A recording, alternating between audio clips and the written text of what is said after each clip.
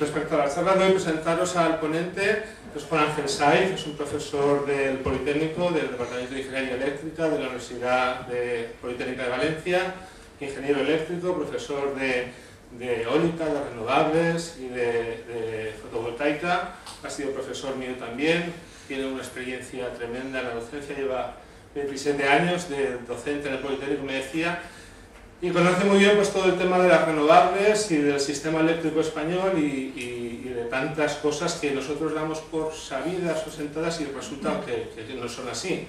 Entonces, en la charla de hoy creo que va a ser muy interesante, que nos va a destapar muchas cosas que pensamos que son de una manera y son de otra bastante distinta. Bueno, sin más, sin enredarme más, pues ya le doy la palabra a él y estará más o menos una hora y luego ya empezaremos el debate, las preguntas que queráis hacer de todo tipo, sobre lo que comente o lo que deje de comentar, lo que queráis. Y bueno, pues, bueno. Vamos a hacer un repaso de lo que es el sistema eléctrico español y luego hablarnos un poco de la contribución de las renovables. Evidentemente en una charla de estas características no lo podemos abarcar todo y luego en el turno de preguntas las cosas que queráis y que yo sepa responder pues las atenderé gustoso. Vamos a afrontar, digamos, la charla, y esto me gusta siempre decirlo y también se lo digo a mis alumnos, no desde un punto de vista de nosotros somos ecologistas o prorrenovables. A mí me gusta darle un enfoque técnico y económico. A partir de ahí, cada uno luego que saque las conclusiones. Evidentemente yo los datos que os voy a presentar son los datos con los que trabajo y que proceden, por ejemplo, de que esta mañana he llamado a un antiguo alumno mío que es directivo de una empresa muy grande, de una multinacional, y le he dicho a cómo está en este momento el molino eólico. Y me ha dado los datos. No van a coincidir ni con los que da el foro nuclear, ni lo que podemos obtener pues, de otros foros en los que se es más prorrenovables y cada uno estira un poco hacia un lado. Yo he procurado ser bastante imparcial, pero iré matizando a medida que vayamos avanzando de dónde sale cada dato y el por qué lo he puesto ahí, porque también hay muchas discusiones sobre cuáles son los datos exactos que hay que manejar. Y en cualquier caso sí que os remito, y lo haremos también, lo veremos aquí para que no quede duda un poco de dónde procede, a Red Eléctrica Española. En Red Eléctrica Española todos los años hay un informe, hay informes mensuales que son bastante completos, pero todos los años hay un informe y yo diría que el 70% de lo que voy a poner aquí son informaciones que están sacadas de ahí. El problema es que aquellos son 300 páginas y a veces uno se pierde en ellas para encontrar exactamente lo que está buscando. Aquí lo que he hecho es seleccionarlo un poco. En primer lugar, me gusta empezar con una pequeña reflexión sobre qué es lo que consumimos. En realidad nosotros no consumimos energía eléctrica, pagamos por la energía eléctrica que llega a nuestros hogares o que llega a las industrias, pero lo que consumimos es luz, consumimos refrigeración en el refrigerador, consumimos calefacción, es decir, consumimos energía en general. Y lo que pasa es que la forma fácil de transportarla hasta los puntos de consumo es mediante la electricidad. Tampoco la electricidad existe en estado puro en la naturaleza, lo que existe es un salto de agua que tiene energía potencial y que nosotros somos capaces con facilidad de transformarlo en energía eléctrica, transportarla hasta el punto de destino y allí consumirla como queramos, en imágenes de televisión, y lo que consumimos son imágenes o sonido. Pero son distintas formas de energía y me gusta remarcar esto porque a nosotros, ¿qué es lo que nos interesa como consumidores? Que nos den de la mejor calidad de energía y que a la vez sea lo más barata posible. Básicamente a cualquier consumidor general lo que te va a pedir es eso. Luego si estamos un poco más concienciados, pues queremos que no sea contaminante, que no produzca residuos, etc. Pero básicamente lo que queremos es consumir energía. Y esa energía en la parte de la electricidad supone el 25% aproximadamente de toda la energía que consumimos. Por ejemplo, los coches hoy no son eléctricos, son o funcionan con otro tipo de energía y en ese sentido la parte de electricidad tiene solo esa cuarta parte de lo que es el consumo global de energía en lo que es nuestro país y en general en todos los países occidentales. ¿De dónde surge la energía? Pues básicamente de dos líneas o de dos fuentes fundamentales, lo que llamamos renovables y las que no son renovables. Las renovables, ¿por qué se les llama así? Pues sencillamente porque a escala humana son prácticamente inagotables, las tenemos en el mismo momento en que se producen. Mientras que las no renovables, lo que ocurre es que han necesitado millones de años en muchos casos para poder generarse y tienen una caducidad, porque cuando las agotemos, pues fin de ello y ya no tendremos más. Por ejemplo, el petróleo, pues os habrá llegado alguna vez información que si estamos en el pico del petróleo, que si se va a acabar, que si eso va a crear una debacle mundial, que si no sé qué. Bueno, pues lo único que nos está diciendo es que ha tardado muchos millones de años en generarse y, lógicamente, a medida que vamos avanzando en su consumo y hemos consumido casi todo ese petróleo que se ha creado en millones de años en un centenar de años, bueno, pues el día que se acabe no habrá más hasta que se pueda regenerar por otro camino, y lo mismo ocurre con el gas, en general con todo lo que son no renovables. ¿Cuál es la situación en España a nivel energético en la parte ya de energía eléctrica, que es la que vamos a tratar porque parece que siempre nos toca más de lleno? No discutimos demasiadas veces si el combustible del coche o de otro tipo nos cuesta más o menos, pero casi siempre estamos mirando la electricidad a ver si nos cuesta más o menos y también en ver cómo se genera.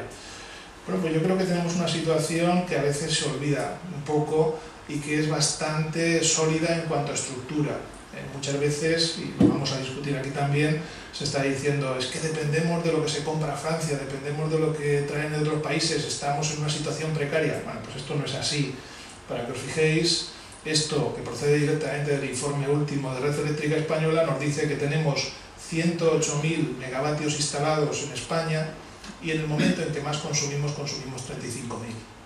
Luego tenemos instalada una potencia de producción posible que es el triple de la que necesitamos.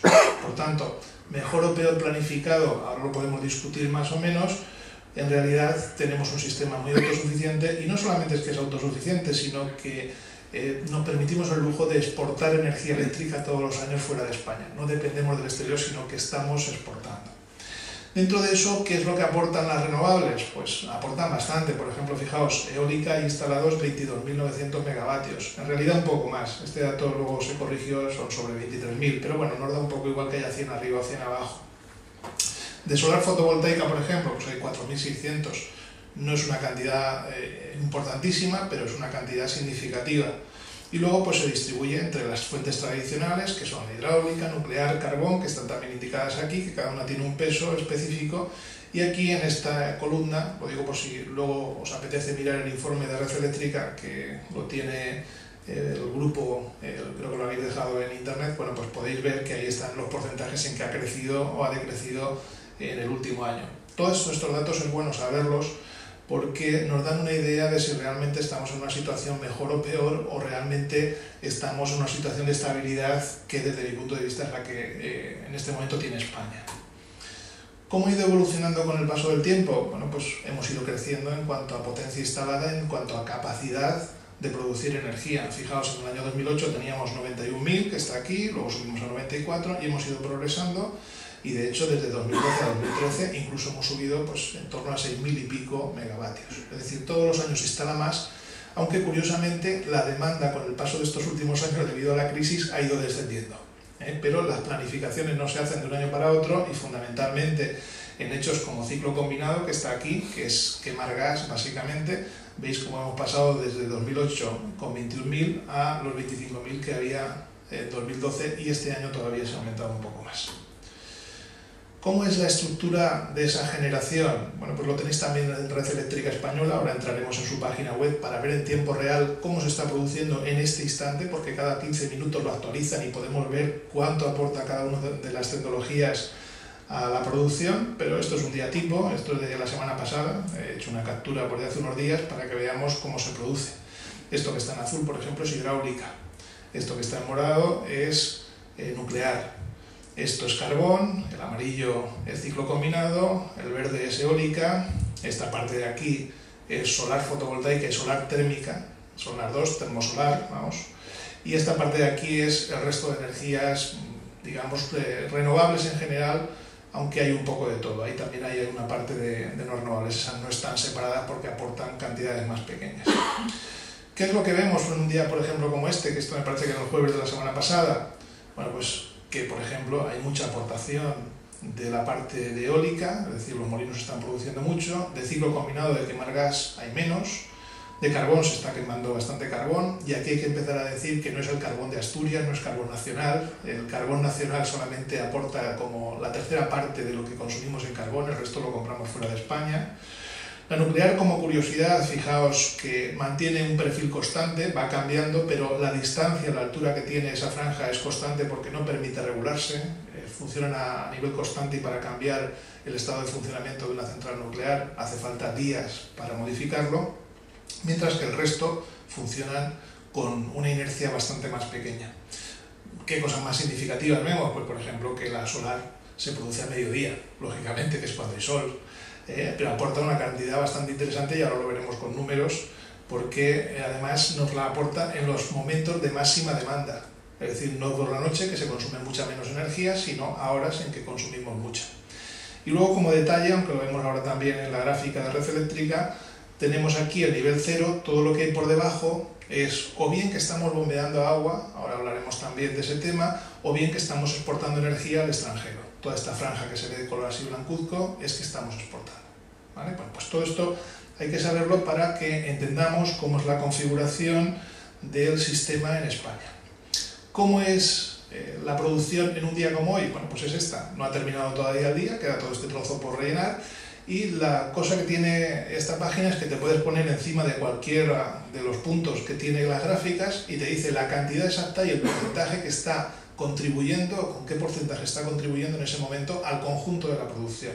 Por ejemplo, a estas horas pues hemos tenido pues, como un 17% de energía eólica. Si nos vamos a detrás, ha habido menos durante el día. Si nos vamos, por ejemplo, a la solar, a horas de mediodía, pues ha estado aportando una cantidad relativamente importante. Casi todo lo que había solar estaba funcionando porque hoy ha sido un día bastante soleado en todas las zonas en las que tenemos centrales solares. Y ha aportado pues, del orden del 13%, 14, 12%, dependiendo de la hora del día. Como curiosidad lo advierto ya porque si os ponéis por aquí también aparece solar y dices, ostras, solar por la noche. Aquí están haciendo trampa. No están haciendo trampa, hay centrales solares que tienen unos depósitos de sales donde depositan la energía que tienen de excedentes, porque tenemos una legislación un poco obtusa y entonces si pasas de la potencia que tienes, digamos, concedida, entonces no puedes aportarlo y eso lo desvían hacia unos sistemas de almacenamiento mediante sales minerales y entonces luego en otras horas del día lo dejan salir. Es un poco absurdo, creo que es una legislación equivocada porque lógicamente a donde nos interesa más que aporte, a las 3 de la madrugada que nos sobra por todos los lados o a mediodía que consumimos 10.000 megavatios más. Pues parece que si tienen un excedente porque ese día ha hecho mucho sol, mejor que lo aporten a mediodía, que es cuando tenemos más necesidades. Pero la legislación es la que es y nadie se ha preocupado de cambiarlas porque esas centrales están acogidas a lo que se llama régimen especial, que no puede pasar de unos determinados niveles de potencia. Como os decía, fijaos, vamos a ir en la parte de abajo, entonces estamos viendo que estamos exportando. Está por debajo de cero, además cuando nos ponemos sobre la curva, fijaos, nos indica un valor negativo. Y además nos indica ese valor. ¿Lo tenéis ahí? No sé si se ve, está en 2.282 megavatios, es decir, más de lo que producen 2 centrales nucleares completas. A esta hora de la tarde lo hemos estado exportando a Francia, Portugal, Andorra y Marruecos. Por tanto, no tenemos ningún tipo de problema energético en ese sentido, sino que somos exportadores de energía. A veces también compramos, fijaos que por ejemplo hoy hemos estado comprando por estas horas de aquí. No hemos comprado mucha, pero hemos estado comprando y hay días en donde compramos bastante. ¿Por qué? Pues porque todas las redes están interconectadas y hay veces que, por ejemplo, Francia tiene unos excedentes, dado que tiene una parte de producción de nuclear enorme y tiene unos excedentes tan enormes que nos dice, oye, casi te regalo la energía. Entonces, en vez de poner una central nueva de tipo de ciclo combinado o de cualquier otro tipo, pues lo que se hace es comprársela porque les compensa más a los que manejan la energía y a los que la compran y la venden. A veces incluso se le compra a Francia y luego se la vende directamente a Portugal, pasando por España. Es decir, que esa interconexión de redes hace que al final tengamos una situación que a veces parece o puede dar la impresión de que estamos con una cierta dependencia, pero no es cierto. Estamos siendo exportadores netos de energía. Si os veis aquí abajo, podéis coger cualquier otro día, vamos a coger uno al azar, 2 de octubre, y entonces nos da la gráfica completa de lo que pasó el 2 de octubre. Bueno, pues aquí veis que, por ejemplo, estuvimos subiendo agua, como decía, cuando tenemos muchos excedentes, que es por la noche, no hay manera de almacenar la energía eléctrica. Estamos acostumbrados a manejar unas pilas para los juguetes o para los relojes, para el móvil, pero a nivel masivo, a nivel de estas cantidades de energía, no hay pila que valga. Lo único que podemos hacer es coger y decir, bueno, tenemos un pantano. Ahora os enseñaré alguna foto. ¿Podemos subir agua al pantano que hay más arriba cuando nos sobra energía y luego volverla a dejar caer al pantano de abajo? Pues es lo único que podemos hacer. Eso o hacer balsas gigantes si al lado del pantano hay una montaña de 400 o 500 metros de altura, y entonces subir el agua a esa balsa gigante durante la noche y dejarla caer durante el día. Ya digo que luego eso lo veremos. Bueno, pues esto es lo que pasó en un día de hace un par de semanas. Hay más eólica, hay menos. Sí que quiero remarcaros una cosa, aunque insistiré más luego, y es que a veces también los datos están un poco, no sé cómo llamarle, falseados, me suena mal. Están como modificados porque aunque son reales, en realidad no son exactamente lo que podrían ser. Por ejemplo, aquí hubo menos eólica, de repente se pararon los molinos, dejó de haber viento, pues puede ser que no. Puede ser que hubiese menos demanda de la prevista y de los pocos sistemas en los que se puede regular y decir produce un poco menos son los molinos. Porque yo cojo el aspa, la giro, si la pongo más contra el viento produce más, si la pongo horizontal no produce nada. Y entonces eso se hace constantemente. Si hay excedentes de energía, si el nivel de energía que estamos consumiendo estas horas no es suficiente, pues es absurdo seguir produciendo con los molinos que tienen un mantenimiento, que tienen un desgaste, y lo que se hace es dar orden de que se paren. Lo podéis comprobar la próxima vez que vayáis por una carretera que tenga molinos cerca. A lo mejor veis que hay 6 o 7 que están funcionando y 4 o 5 que no, y dices, vaya, se les han estropeado. No, están parados. Están parados porque desde el sistema de control esos excedentes significan o se traducen en que se pueden parar. De hecho, los únicos elementos que realmente se pueden parar de forma casi instantánea son los molinos y la hidráulica. La hidráulica, coges en la compuerta, la cierras y ya no produce. Pero los demás tienen una inercia que va desde la más pequeña, que pueden tener los ciclos combinados quemando gas, hasta la más grande, que es la de la nuclear, que necesita días para poder modificar su estado de funcionamiento. Por eso es muy habitual que encontréis que se dice, la nuclear la ponemos como base del sistema, que estén funcionando las nucleares y entonces esas aportan la base. Luego metemos carbón dependiendo de las previsiones que haya de viento y de la parte solar. Y a partir de ahí equilibramos con las centrales de ciclo combinado, que son también las que en general suelen ser un poco más caras a nivel de producción, para compensar los desequilibrios que haya o las variaciones más instantáneas que pueda haber, puesto que la inercia de todo el sistema es enorme. Quiero decir, no se produce un cambio desde 1 a 100 instantáneamente, sino que la propia irregularidad con la que todos consumimos, que no sabemos cuándo conectamos o desconectamos la luz o cuándo se conecta o desconecta la nevera, pues hace que esas inercias, cuando hablamos de un conjunto de población muy alto, sean, digamos, predecibles. Por otra parte, también, aunque parezca que no se puede predecir y se diga, bueno, ¿y mañana cuánto van a aportar los molinos? Se puede predecir con facilidad de un día para otro porque se tienen datos estadísticos, se tienen datos meteorológicos y, de hecho, el operador del sistema lo que hace es pedirle a cada una de las centrales que hay en España qué es lo que va a aportar, qué puede aportar en cada hora del día para el día siguiente, y hacer una planificación y a partir de ahí establecer todos los parámetros en los que se debe mover, porque sí que es cierto que aunque el carbón, por ejemplo, permite una cierta regulación y el gas también permite con más facilidad, necesitan unos niveles mínimos de partida y tenemos que saber si necesitamos 10 centrales de gas que estén en funcionamiento sobre ese nivel mínimo para seguir pidiéndoles en los momentos en que sea necesario, o necesitamos solo 5. Y todo esto evidentemente lo hace un operador del sistema que recoge todos los datos y que los administra con bastante precisión. De hecho, luego veremos alguna transparencia adicional, o quizá lo podamos ver aquí, a ver si lo tengo por aquí, en la propia red eléctrica, en donde no hay demasiado desajuste entre lo que él tiene previsto y las cosas que van ocurriendo durante el día. A ver si está la gráfica que sale. Bueno, la página web de Red Eléctrica Española es esta de aquí. Si ponéis en cualquier buscador Red Eléctrica Española sale inmediatamente, es la primera que aparece.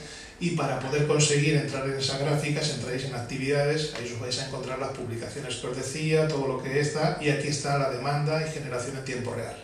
Y ahí encontréis estas gráficas sin problema. Bueno, esta tarda un poco más en cargarse, la dejamos un poco de lado y ahora la vemos en la transparencia que yo tengo preparada, que nos sirve igual para comprobarlo. Bueno, pues esto es el estado de funcionamiento actual de lo que es el sistema eléctrico español, del que dependemos para nuestro suministro eléctrico. Y como os decía, tenemos además interconexiones, un montón con Francia, con Portugal, con Marruecos y con Andorra. Y gracias a eso, pues cuando tenemos excedentes unos u otros, se oferta a otros países y debe ser que la que se produce en España es lo suficientemente barata como para que el resto de países nos compren, porque si no, dependerían de otros y no de nosotros. ¿Cuál es el balance de esos intercambios, que es como le llaman a nivel técnico en red eléctrica, intercambios internacionales? Bueno, pues con Francia, por ejemplo, en 2009 nos acabó vendiendo de forma neta una cierta cantidad de energía, en 2010 le vendimos nosotros, y en 2011, 2012 y 2013 al final nos han vendido ellos.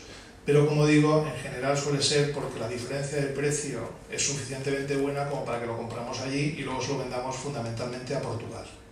A Portugal y a Marruecos, que fijaos que Marruecos es un buen cliente nuestro porque todos los años nos compra como 4.500, es decir, que es una cantidad respetable, son una cantidad que prácticamente sería, pues no llega a la producción de una nuclear, pero más de la mitad. Finalmente, como veis, a la hora de hacer ya balances en los totales, en 2009, en 2010, en 2011, en 2012 y en 2013 hemos vendido de forma neta energía. Por tanto, tenemos excedentes. ¿Qué cantidad de excedentes? Pues, por ejemplo, estos 8.000 es un poquito más de lo que produce una nuclear típica en España. Es decir, que desde ese punto de vista, bueno, pues tenemos un sistema que nos permite tener una flexibilidad a la hora de tomar decisiones de si queremos mantener un tipo de centrales u otras o si tenemos que cerrar o dejar de cerrar cosas. Lo digo porque cuando se producen esos debates de Garoña, que se siga manteniendo, que no, que se reabra, que si no el sistema eléctrico español se hunde, pues realmente no, porque si tenemos estos excedentes y aún así no está todo el sistema en producción al 100%, quiere decir que no tenemos una necesidad de que una central concreta o varias centrales concretas funcionen. De hecho, si vamos a centrarnos un poco, lo recupero porque no lo he comentado, en realidad de nuclear tenemos instalados 7.856 megavatios de potencia. Si los eliminásemos todos en España, ¿cómo estaríamos? Pues nos quedarían 101.000. Si consumimos 35.000 en la hora que más, nos sigue sobrando mucho. Por tanto, dentro de ese debate de ¿podemos prescindir de las nucleares en España o no? Podemos prescindir. No se quiebra el sistema ni pasa absolutamente nada. Probablemente lo que pasaría es que las propietarias de esas centrales se quejarían y tendríamos que pagarles una indemnización y no sé qué, porque dirían que van a perder dinero o que dejan de ganarlo o no sé cuántas cosas más, que es una cosa pues típica de las que suelen quejarse, ¿no? Y entonces al final acabaríamos pagándolo por otro sitio, con lo cual de momento seguramente casi nos conviene económicamente más que sigan ahí y no pagar más cosas de las que ya nos ha tocado pagar en bastantes años, ¿no? Vamos a ver. ¿Cómo es la contribución de los distintos sistemas al conjunto de lo que es la producción en España? Bueno, pues esto también es interesante saberlo porque a veces se lleva a resultados equívocos. Lo decía Enrique, que el viernes pasado estuve en una conferencia de una persona, un investigador muy importante del Centro Superior de Investigaciones Científicas, y entonces decía que el año pasado la eólica, por ejemplo, había aportado el 10% del consumo total nacional de electricidad. Bueno, pues como veis aquí no es verdad. Tenemos la eólica aquí y ha aportado el 21,1%. Es decir, que aunque se han parado molinos en muchos días porque había exceso de producción respecto a la demanda energética, aún así la eólica ha sido la que más energía ha aportado a todo el sistema eléctrico español. Más de la quinta parte. Y realmente si no se hubiesen parado en esos momentos, si tuviésemos un sistema mejor en cuanto a posibilidades de almacenamiento, es posible que hubiese llegado al 24 o 25%, es decir, a una cuarta parte.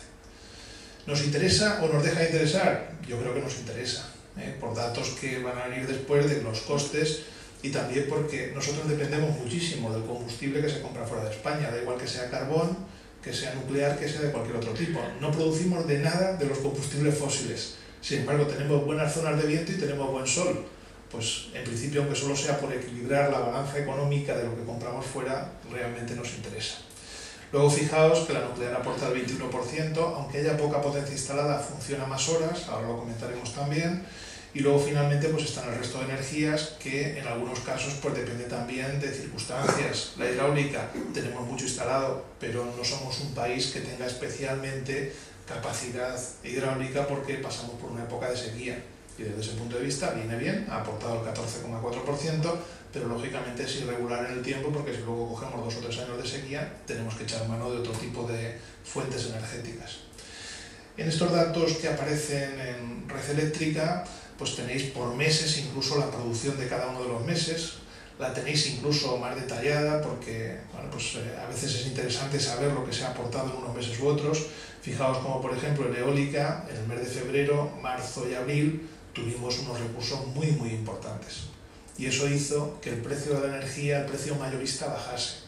Porque el precio, aunque siempre están acusando las energías renovables y particularmente a la eólica y la fotovoltaica de que son las causantes del déficit de tarifa, del aumento del precio y tal, en realidad por cómo funcionan los precios, esas entran en la primera fase de control de precios a precio cero Y entonces si producimos mucho más con eólica o con solar, el precio disminuye.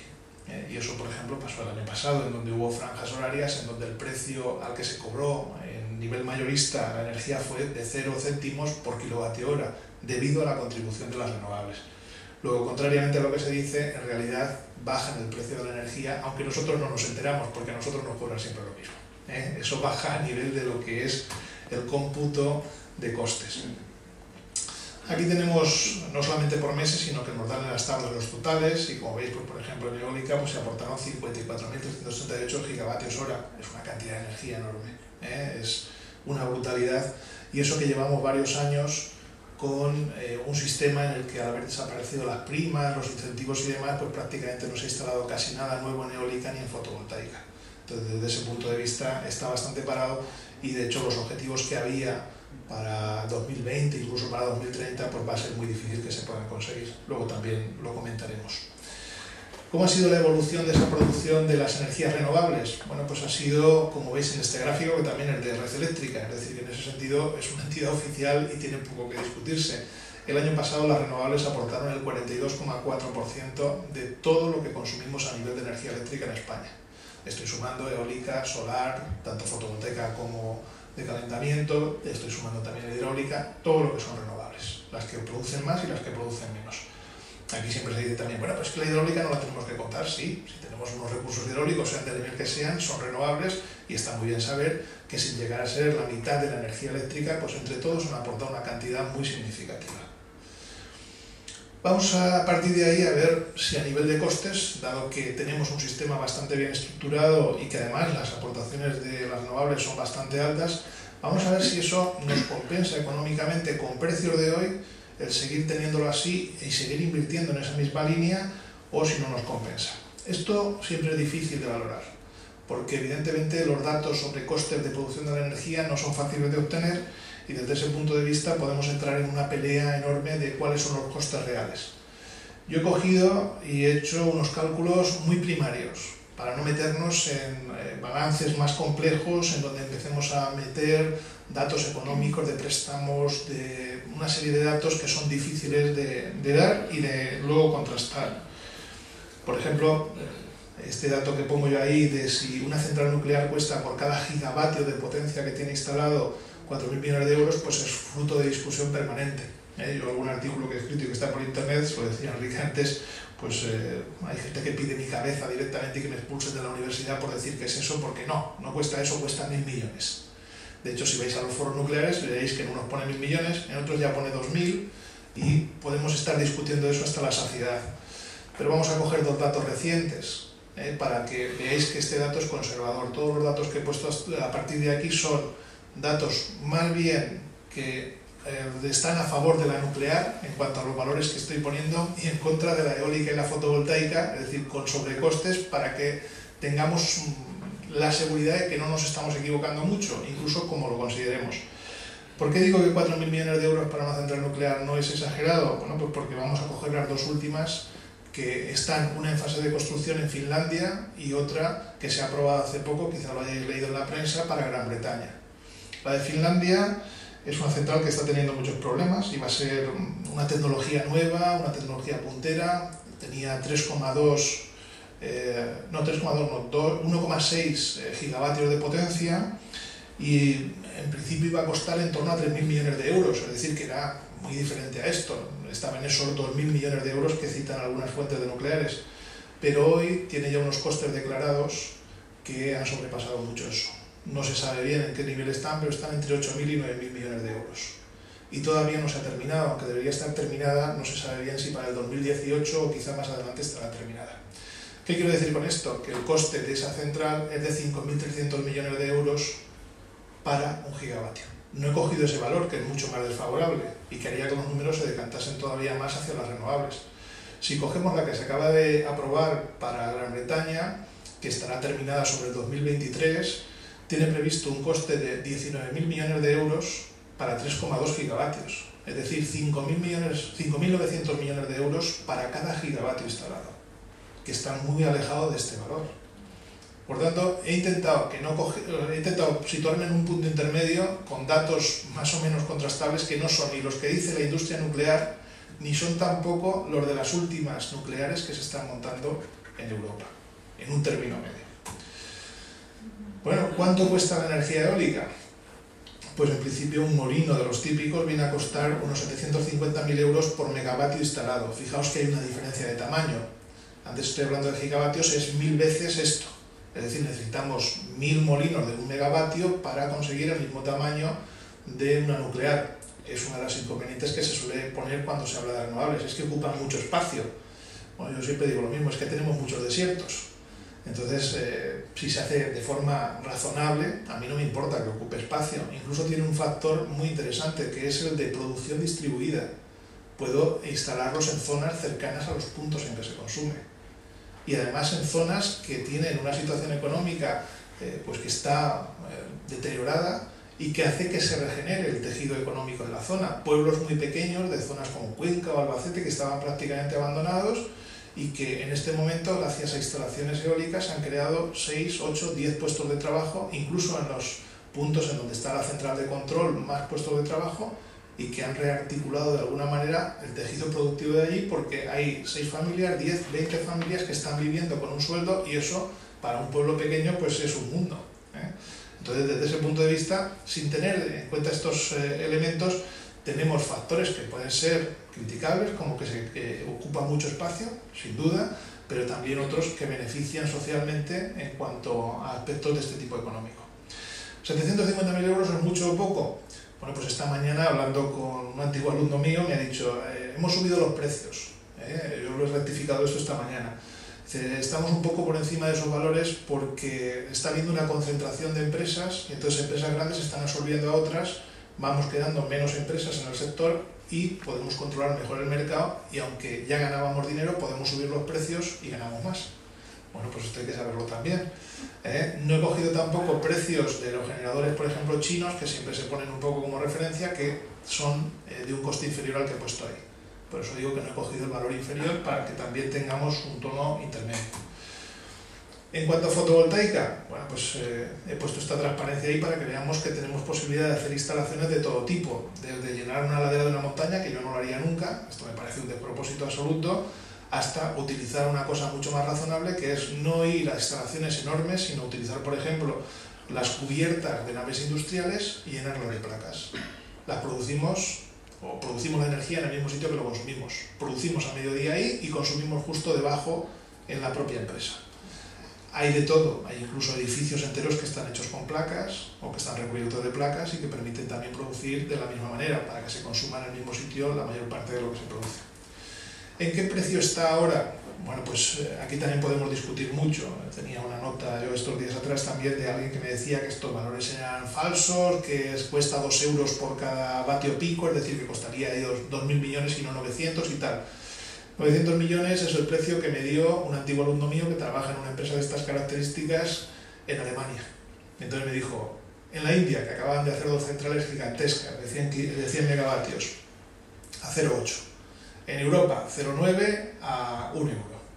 Por tanto, un gigavatio, que son 1.000 millones, pues son 1.000 millones de euros, o en el término que me decía él, 900 millones, que era lo que se estaba manejando a final de 2013. En cualquier caso, luego he cogido un valor ligeramente superior y he puesto 1.000 millones en vez de 900, también para tirar un poco hacia arriba. Porque no pasa nada, por 100 millones arriba y abajo, ya sé que si los tuviéramos en nuestro bolsillo sería muy diferente la vida que llevaríamos, pero a nivel de lo que estamos hablando no es significativo. Segundo punto de discusión, ¿cuánto produce una central nuclear y cuánto producen las centrales eólicas o fotovoltaicas? Bueno, pues esto es otro punto a discutir. Hoy mismo, consultando y mirando algunos datos para actualizar esta conferencia, pues estaba viendo que había gente que me hablaba de 9.000 horas al año de producción de una central nuclear. Yo no sé si produce 9.000 horas al año, yo lo que sé es que cojo, entro en Red Eléctrica Española, miro la potencia que hay instalada en nuclear y miro lo que han producido, y el cociente de los dos me da el número de horas año equivalente. El resto han estado paradas. Producen 24 horas al día, pero hay que hacer mantenimiento, recarga de combustible, hay que hacer muchas operaciones y hay horas en las que no producen. Esto es el histórico desde 2007 a 2013. La media, 7.327 horas al año. Es decir, nada de 9.000 ni otra cosa que se le parezca. Las centrales del futuro, yo no sé cómo serán. A lo mejor la de Inglaterra produce 9.000 horas, pero de momento las que tenemos, así disponibles con datos, están produciendo eso. Con todo, yo he cogido y he puesto 7.500 por redondear para la nuclear hacia arriba. En nuclear estoy redondeando más bien hacia arriba para que sea más favorable y el otro lo haré hacia abajo. Bien, pues si nosotros tenemos un gigavatio instalado que me cuesta 4.000 millones, 7.500 horas al año dan 7.500 gigavatios hora al año. Coged este dato, no hace falta que lo apuntéis, ya lo recordaré, porque quiero comparar lo que produce esa inversión en energía para una nuclear, lo que produce en fotovoltaica y lo que produce en eólica. Y a partir de ahí por lo menos tenemos una referencia de si la fotovoltaica es un desastre absoluto o es la nuclear o es cualquier otra. Es muy fácil hacerlo. Ya digo, son números aproximativos porque luego tendríamos que tener en cuenta más factores. Por ejemplo, la nuclear, necesito comprar combustible nuclear, necesitaría utilizar los recursos necesarios para administrar todos los residuos que se producen. Pero no nos vamos a meter en eso, vamos a ir a algo más elemental, más directo. Si con esto entendemos ya algunas cosas, pues no necesitaremos mucho más. Con eólica, si me cuesta en torno a 750 millones de euros, pues divido 4.000 millones por 750, me da 5,33 y por tanto yo puedo instalar, donde antes instalaba una potencia de 1 gigavatio, aquí puedo instalar 5,33. Pero tengo menos horas al año. Si yo cojo y hago la misma división para todos los parques eólicos que hay en España, pues me salen 2.340 horas al año. Lo he redondeado 2.300 a la baja y entonces puedo producir 12.266 gigavatios hora al año. Es decir, donde una nuclear me proporcionaba 7.500, la misma inversión en eólica me produce 12.266. Bueno, pues es bueno saberlo. Ahí ya podemos discutir también que los molinos tienen una vida prevista de 20 años, ahora se está ampliando esa vida incluso ya de los que están instalados a 25 y 30 años, mientras que la nuclear tiene previsto 30 años que normalmente se amplían con facilidad a 40, incluso se habla de 50, habrá que verlos si resisten y si resistimos los que estemos alrededor, pero en principio tenemos que jugar un poco con esos datos, pero sabemos que de momento con las tecnologías actuales lo que es en eólica produce bastante más. De hecho, produce un 163,55% más que, mejor dicho, produce un 63,55% adicional a lo que produce la nuclear. Hay zonas en España que son mejores en cuanto a viento, tienen del orden de 2.600 horas año equivalentes, por tanto producirían más y llegaríamos a tener un 84,77% más de producción que con nuclear. Por tanto, con este dato así de elemental vemos que quizá hay unos datos equivocados cuando nos los proporcionan a través de determinados medios de comunicación, porque la inversión, haciéndola la misma en eólica, produce más energía. Y tampoco podemos decir que a los 20 años el molino se vaya a autodestruir. No hemos visto ningún molino que cumplido los 20 años, ¡boom!, se desintegre. Lo que hay es una previsión de vida útil que luego veremos cuando vayan avanzando si va a ser sí o no. También me comentaban que con los planes de mantenimiento que ahora mismo están ofertando las mismas empresas que se dedican a instalar eólica, pues se puede prever que la duración va a ser bastante más larga en el tiempo, pero ¿lo sabemos? No. Realmente no lo sabemos porque todo es demasiado nuevo como para poder sacar conclusiones definitivas. Vamos a ver lo que va ocurriendo. Pero yo creo que este dato inicial es bastante interesante. ¿En España tenemos zonas de este tipo? Pues sí, tenemos zonas de 2.500 horas al año, de 2.800, incluso de 3.000. ¿De acuerdo? ¿Las tenemos agotadas todas? Porque otra de las cosas que se dice es que ya las hemos agotado, ya no podemos colocar más. Pues no, no las tenemos agotadas ni de lejos. De hecho, doy como dato curioso que Navarra estaba catalogada como no utilizable eólicamente. Y un día el gobierno navarro dijo, bueno, pues vamos a hacer algo muy sencillo, nos vamos a los pueblos y le preguntamos a la gente, oiga, ¿dónde hace aire? Pues miren, aquel pico, ponemos un medidor y lo comprobamos. En este momento, Navarra tiene el mayor parque eólico de España. Zona que antes estaba catalogada como no aprovechable. Bueno, pues ¿se puede seguir buscando el que haya zonas aprovechables? Seguro que sí. Lo que pasa es que el mapa eólico que tenemos no es lo suficientemente completo. ¿Cuáles eran las previsiones o en qué términos nos hemos movido? Bueno, pues ahora tenemos a final de diciembre de 2013 pues prácticamente 23.000 gigavatios instalados. Había previsión de que para 2020 habría 38.000, pero lo cierto es que yo creo que no vamos a llegar porque todo esto está muy parado. Se detuvo en un determinado momento y nos está invirtiendo mucho más. ¿En qué situación un poco nos pondría si tuviésemos 38.000 gigavatios? ¿Se desmoronaría el sistema eléctrico español? Pues yo pienso que no, porque por ejemplo en días como los que os he dicho del año pasado en que hubo mucho viento, o este mismo año en donde en marzo también hubo bastante viento, pues llegó a aportar el 62,7% de la producción en un día concreto, en un punto concreto, y el sistema eléctrico no se resintió por ningún lado, simplemente se reguló y el resto lo aportó el resto de energías. Es decir, que tenemos ya experiencia acumulada como para saber que aunque aumente la aportación de la eólica, no va a pasar un desastre espectacular. ¿Veis? Por ejemplo, este día prácticamente no hay nada de carbón, no hay nada de ciclo combinado, sigue estando de base toda la parte de nuclear, hay bastante desembalsado de agua porque eran días en donde llovió también mucho, pero fijaos la franja que aporta la eólica, una auténtica brutalidad, ¿de acuerdo? Incluso cabe pensar que por ahí puede ser que se diese orden de parada a molinos porque no parece lógico que de repente el viento desapareciese así por las buenas, pero bueno, no lo sabemos y lo que tenemos un poco es la referencia de esta. Más o menos la misma comparativa para fotovoltaica. ¿Cuánto cuesta la fotovoltaica? Hemos dicho, con datos, ya os digo, de final del año pasado, que estaba en torno a esos 900 millones. Vamos a poner 1.000 para instalaciones grandes. Evidentemente, si me compro 2 placas para mi casa, no cuesta en esa proporción. Cuesta un poco más. Por ejemplo, esta mañana yo estaba revisando un proyecto real, y que era de 70 kilovatios, no de gigavatios ni nada que se le parezca, sino porque eso es impensable a nivel de fotovoltaica. Estoy haciendo una comparativa, no que se pueda hacer o no que se quiera hacer una instalación de este tamaño, y esa instalación de 70 kilovatios tenía un coste de 1,29 euros por vatio pico, perdón. Es decir, que serían 1.290 millones. Es decir, que a medida que va siendo más pequeña hay unos factores de escala que tienen influencia en el precio final. Bueno, pues en este caso con los 4.000 millones podría poner 4 gigavatios pico. Estamos en una zona europea en la que tenemos mucha radiación solar. Fijaos que es toda esta franja de aquí que tiene unos niveles de radiación muy altos y por tanto tenemos capacidad para aprovecharlo. Y con esos 4 gigavatios instalados en una zona tipo Valencia, que no es ni la mejor ni la peor de España, con unas 1.500 horas al año, podríamos producir 6.000 gigavatios hora al año. ¿Qué quiere decir eso? Que frente a los 7.500 que nos aportaba una central nuclear, con fotovoltaica aportamos el 80%. Es decir, nada de que la fotovoltaica es una cosa residual y que produce poco y mal. En la situación actual, y habiendo mejorado un poco los índices de producción de la parte nuclear y habiendo minorizado un poco estamos en el 80%. Y tenemos una ventaja, y es que no consume combustible, no produce residuos, etcétera, etcétera. Y gastos de operación tiene muy pocos. Desde ese punto de vista ya es cuestión de valorar si nos interesa más o menos. Insisto en lo dicho antes, no estoy pensando en hacer centrales solares fotovoltaicas de 1 gigavatio, eso es una brutalidad. Yo más bien soy partidario de hacer centrales de tipo distribuido. Bien, con todo esto, la crítica, digamos, habitual a la fotovoltaica, a la eólica, es que son imprevisibles en el tiempo. No, no son imprevisibles porque de hoy para mañana podemos hacer la previsión y se hace todos los días.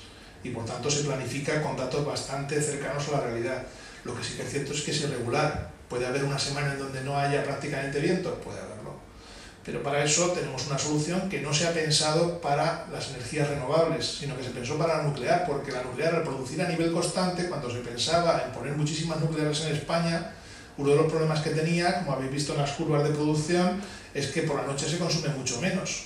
Pensando en que iba a haber unos excedentes por la noche enormes y todo era nuclear, pues se inventó esto. Tenemos un pantano, como el que hay en Cortes, aquí en Valencia, tenemos una montaña al lado, hacemos una balsa gigante arriba.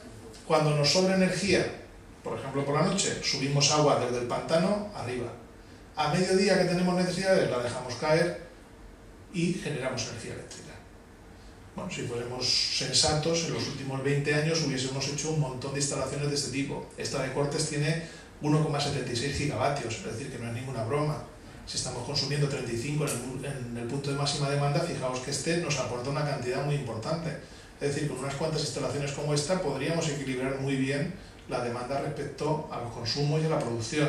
Lo que pasa es que no tenemos demasiadas y no se ha hecho una inversión sistemática en este tipo de instalaciones que yo creo que son necesarias, porque es la única manera de almacenar energía de forma masiva. E insisto, esto no se inventó para las renovables, esto se hizo para las nucleares, en una época muy anterior. De hecho, en diciembre del año pasado, si no recuerdo mal, de 2013, hubo una ampliación muy importante de potencia aquí. La balsa no se modifica especialmente, pero sí hubo una canalización adicional para conseguir aumentar la disponibilidad de potencia instantánea en un determinado momento. Toda esta instalación ha costado del orden de 1.200 millones de euros, pero tenemos una ventaja, y es que esto puede durar cientos de años, porque ahí no es como un molino que tiene un desgaste o como otro tipo de instalaciones, es simplemente subir y bajar agua. Tampoco estemos pensando en el año en que haya sequía, porque no consumimos agua, la subimos y la misma que hemos subido la bajamos. Es decir, no está consumiendo agua, y agua necesariamente en los pantanos tiene que haber para consumo humano, para regadío, y si no mal lo llevamos porque nos causaría problemas de otro tipo, más que dentro de lo que es energía eléctrica. ¿Cuál es el coste con estos valores así más inmediatos de la energía que se genera con fotovoltaica? Bueno, pues con estos precios estaríamos en un margen de tiempo de 25 años, que es la garantía que me da el fabricante. Esto también quiero dejarlo claro. Las garantías que manejéis en vuestra casa, ¿de qué niveles son? Pues nos dan para los aparatos 1 año de garantía, 2, a veces tenemos la posibilidad de ampliarlo a 4 o 5 años pagando una cuota adicional. Bueno, pues el fabricante de placas nos da una garantía de 25 años. Debe ser, por tanto, un sistema lo suficientemente robusto y fiable como para que nos pueda dar una garantía de ese tipo. Por tanto, un primer cálculo que yo he hecho es cuánto nos costaría el kilovatio hora ese que pagamos religiosamente en nuestra factura de la luz si producimos con fotovoltaica. Pues está en torno a 2,97 céntimos el kilovatio hora. Evidentemente, aquí lo que no he puesto son impuestos adicionales. De repente hay una comunidad autónoma que dice: ¡ay, ando mal de presupuesto! ¡Uy, pero tengo muchas instalaciones fotovoltaicas y eólicas! Mira, por cada instalación de estas que haya, por cada kilovatio que tienen instalado, le voy a cobrar un canon de no sé cuánto. Bueno, pues entonces esto aumenta. Y esto ha ocurrido en España y sigue ocurriendo. Hay comunidades autónomas que de repente tienen muchos molinos y dicen: uy, esto me va a equilibrar el presupuesto, voy a subirle la cuota anual a este parque eólico. Bien, otra cosa es que nosotros como ciudadanos eso no lo percibimos, pero ¿nos interesa o no nos interesa? ¿Nos interesa que se hagan más instalaciones de este tipo y que no se canalicen determinados ingresos públicos a través de esto? ¿O qué es lo que queremos? Bueno, pues ahí está ya nuestra decisión. Yo esto lo he hecho sin tener en cuenta estas consideraciones, sino los costes, producción y he dividido. Todo lo que sean impuestos adicionales iría adicional a esto, pero estaría en torno a esos 3 céntimos el kilovatio hora. Si lo hago a 40 años, he de renovar una serie de equipos y he de hacer el mantenimiento. La vida útil de una instalación fotovoltaica probablemente sea superior a 40 años. No lo sabemos tampoco porque es que tampoco hay instalaciones que sean tan antiguas, pero en este momento los datos que tenemos de instalaciones que tienen 30 años o más es que siguen produciendo. Cada año pierden un poco de efectividad.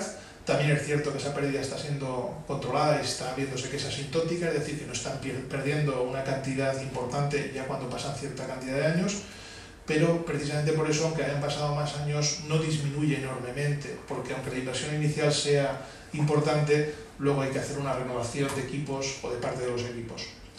Si tengo sistemas de concentración, que los habréis visto, son sistemas que tienen las placas apoyadas sobre un sistema que va girando, por la mañana se encara hacia la salida del sol y por la tarde hacia el ocaso, pues evidentemente aumento la producción, los costes adicionales no son muy superiores y tengo normalmente una mejora en esa relación entre costes y aumento de producción de un 30%.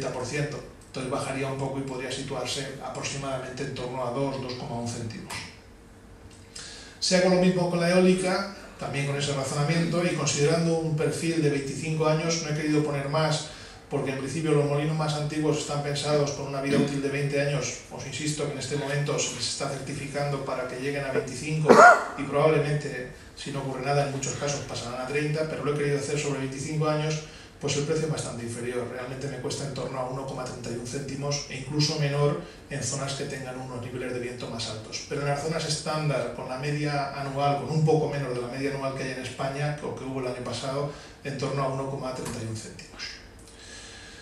Las nucleares, ahí no puedo llegar, porque por más que he intentado conseguir datos fiables de lo que cuesta el combustible, el desmantelamiento, cosas de este estilo, y os puedo asegurar que he insistido en ello, no tengo datos. La última vez que conseguí que me enviasen algo desde todos estos foros de nuclear y demás, pues me remitieron un informe, un tomo de 1000 páginas en inglés para que buscase ahí datos y si quería los encontrase y si no, no. Y no tenía intención de ponerme a buscar. Con eso, fijaos que lo que sí que puedo hacer es un resumen de costes. Si hablo de eólica, es muy barata, excepto, insisto, tasas, cosas adicionales que pueda tener que incluir ahí. La solar es más cara, pero está en unos valores bastante bajos. Y la nuclear, pues depende. Si hablamos con foros de nuclear, pues por ejemplo, esta mañana que estaba consultando alguno, pues hablaban de 2 céntimos el kilovatio hora, Si hablamos con Greenpeace, habla de 30 céntimos el kilovatio hora porque incluye gestión de residuos y una serie de factores que evidentemente prolongados en el tiempo y sin modo de tener unos residuos controlados durante 30.000 años, pues encarecen enormemente ese valor. No he querido poner un valor mínimo porque realmente yo en este momento no tengo datos en ese sentido. Insisto que en los foros más cercanos a la industria nuclear se habla de 2 céntimos y a partir de ahí, dependiendo de cómo lo valoréis, hacia adelante. ¿Cuál es el valor que nosotros pagamos en nuestro recibo de la luz? Pues en esto también hay que ser cautos y mirarlo con detenimiento. Yo aquí he cogido 2 extractos de mi recibo de la luz, de mi factura, para que veamos que es un poco engañoso cómo pagamos la luz, porque en realidad, si yo miro el término de kilovatio hora, lo que me cuesta, me dicen, te cuesta 12 a 13 céntimos, a 14, dependiendo del momento. Por ejemplo, esto fue a partir de agosto de 2013, que se encareció por un lado y se disminuyó por otro, y esto fue antes. Pero sumando todos los valores, sumando lo que es el coste fijo, lo que me cobran por la potencia contratada, más por la energía consumida, en realidad a mí antes de agosto de 2013 me costaba unos 23 céntimos. Fijaos la diferencia.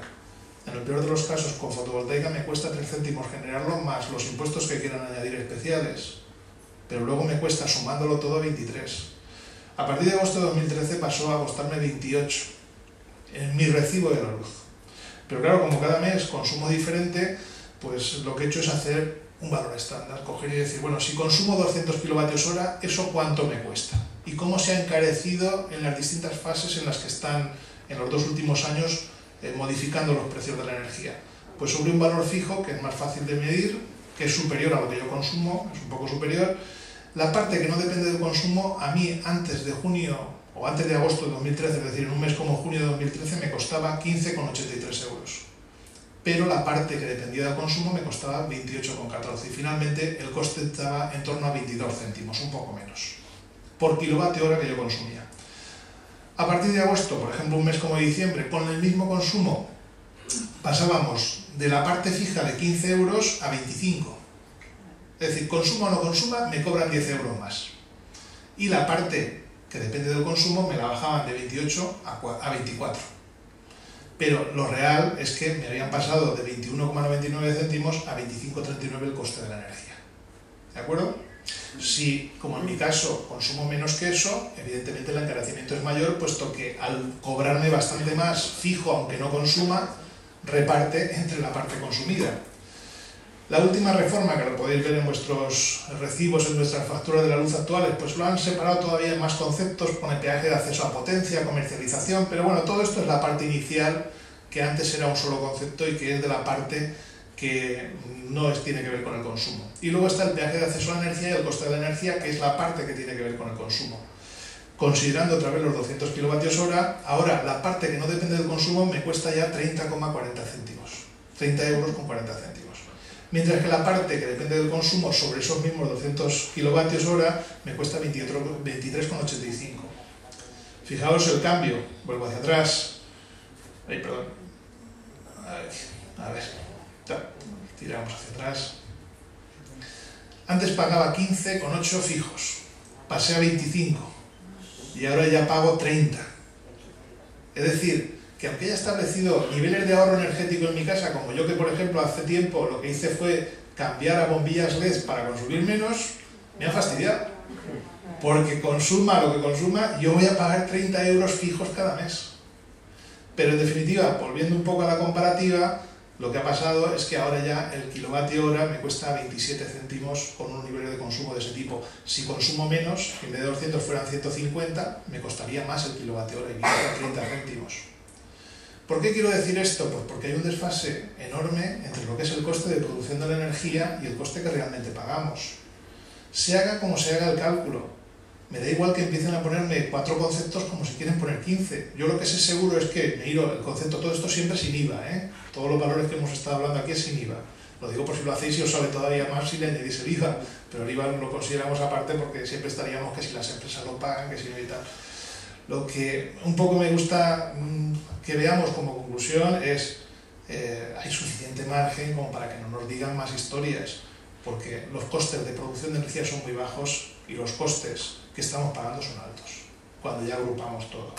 Lo que pasa es que nos marean con un montón de historias, no, es que el precio mayorista es de 0,6, pero depende del día, del año, de no sé cuántos. Efectivamente, si nosotros vamos a la Red Eléctrica Española otra vez y vemos todas las tablas de costes, podemos ver que hay días en donde se ha vendido la energía a 1,93 céntimos en determinadas horas y otros días en que se ha vendido a 6,74. Precio mayorista. Pero claro, todo esto es liarla un poco, porque al final a mí me da igual cómo lo articulen. Yo lo que quiero es que me cueste lo mínimo posible. Y veo que la diferencia entre los costes de producción y lo que me cuesta a mí es muy grande. Por tanto, el hecho de salir a subastas, si las subastas están manipuladas, si no y todo eso, eso a mí me da igual. El regulador, el político correspondiente, que administre y que cree la legislación que permita que no haya esa diferencia tan abismal entre costes y, finalmente, lo que yo pago. Porque si no, al final le podemos dar muchas vueltas, pero estaremos siempre mareados con que si tenemos un déficit de tarifa, si no lo tenemos, porque encima, con todo eso y con esa diferencia me dicen, no, es que encima usted paga la energía por debajo de su coste. Digo, ¿cómo puede ser? ¿Cómo voy a pagar por debajo de su coste? No, es que nos hemos inventado un sistema para evaluar ese coste que dice que usted paga menos. Ah, bueno, si lo habéis inventado ya no tengo nada que decir. Por inventar todo podemos inventar cosas. Pero la realidad es que sobre los costes que hay, yo no pago menos. Ni debo pagar con mis impuestos cantidades adicionales porque existe una legislación que crea un concepto que es el déficit de tarifa, que es anómalo. Y lo que espero de un legislador es que esto lo cambie. En la época de Zapatero tuvo todas las oportunidades de cambiarlo, pero no lo hizo. No se atrevió. Y además, cuando amenazó un poco a las compañías eléctricas, lo que pasó es que el déficit de tarifa aumentó 2008, 5.000 millones. El año anterior había sido 1.500, pero el año siguiente 5.000 millones. Y cuidado que si me pongo un poco serio, te lo aumento todavía más. Bueno, pues en 2010 5.500. ¿Vale? Entonces, ¿dónde está el problema? En que hay legislaciones que deben ser modificadas. Porque lo que no podemos es seguir con esa situación, porque tenemos un sistema eléctrico que es realmente bueno. El sistema en su conjunto, fijaos, esta es la curva a la que os hacía referencia antes. Aquí tenemos lo que son las previsiones, lo que realmente finalmente se ha consumido y los escalones con los que han ido entrando las distintas centrales. Fijaos la diferencia entre el amarillo y el verde, prácticamente inapreciable. Es decir, tenemos un sistema robusto y que además está bien regulado. No se equivocan, cuando tienen que dar orden de que entre una central nueva para que aquí podamos conectar y haya luz o en cualquier otro sitio el consumo esté garantizado, está muy bien.